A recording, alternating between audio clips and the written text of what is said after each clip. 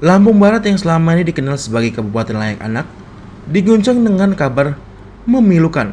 Dalam kurun waktu 12 hari, dua kasus pelecehan seksual terhadap anak mencuat dan menyeret 33 korban, baik laki-laki maupun perempuan. Kasus pertama terjadi di Pekon Tribudi Makmur, memakan korban 7 anak laki-laki, dan kedua kasus pencabulan yang dilakukan oleh guru ngaji di Pekon Waipetai menelan korban hingga 26 anak-anak. Kejadian ini mengejutkan masyarakat dan menimbulkan kekhawatiran tentang keselamatan anak-anak di daerah tersebut. Kasus yang mencoreng predikat Lampung Barat sebagai Kabupaten Layak Anak ini segera mendapatkan perhatian serius dari Komisi 3 Bidang Kesejahteraan dan Lingkungan Hidup DPRD Kabupaten Lampung Barat. Sekretaris Komisi Nopiadi mendesak Bupati Lampung Barat untuk segera memerintahkan organisasi perangkat daerah atau OPD terkait guna mengambil langkah nyata dalam menangani dan mencegah kejadian serupa di masa mendatang. Dalam pertanyaannya, DPRD Lampung Barat meminta laporan tertulis dari Dinas Pengendalian Pendudukan, Keluarga Berencana, Pemberdayaan Perempuan dan Perlindungan Anak terkait langkah-langkah yang sudah diambil.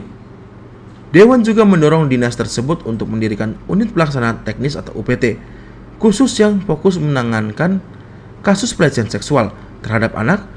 Dengan adanya UPT khusus, diharapkan penanganan dapat lebih fokus dan memiliki anggaran yang memadai. DPRD Lampung Barat menegaskan ada 3 langkah penting yang harus segera dilakukan pemerintah daerah terkait penanganan dan pencegahan. Di antaranya adalah penegakan hukum yang tegas terhadap pelaku. Komisi 3 bakal menyuarakan tuntutan ekstrim agar pelaku dihukum seberat-beratnya, termasuk hukuman kebiri tanpa toleransi, sebagai upaya memberikan efek jera. Ada 3 hal yang harus diperhatikan oleh pemerintah daerah, dan ini harus progresnya sudah betul-betul kelihatan. Yang pertama adalah bagaimana pendampingan terhadap korban traumatiknya agar segera dilakukan penanganan, melakukan konseling, psikolognya dan segala macam ini betul-betul didatangkan dan diperlakukan dengan betul-betul secara real, dihadirkan atau dijemput atau mereka yang dikunjungi, seperti itu. Itu yang pertama, bahwa traumatik ini penting. Kenapa? Karena mereka ini masih punya masa depan yang menjadi tanggung jawab kita bersama.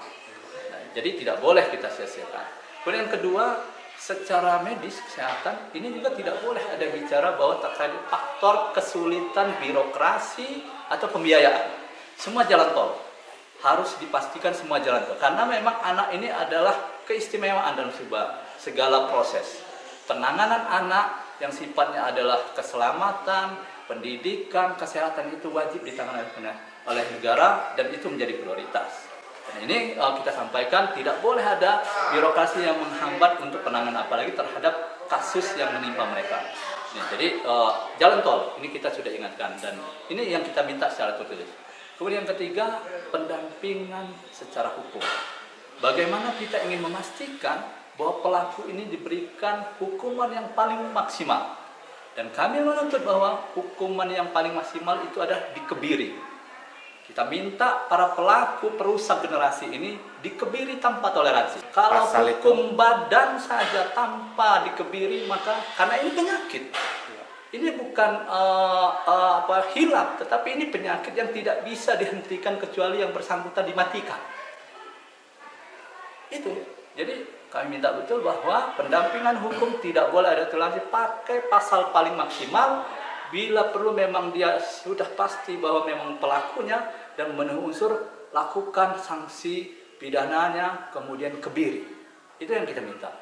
Dari Kabupaten Lampung Barat, Peri, Tegar TV melaporkan.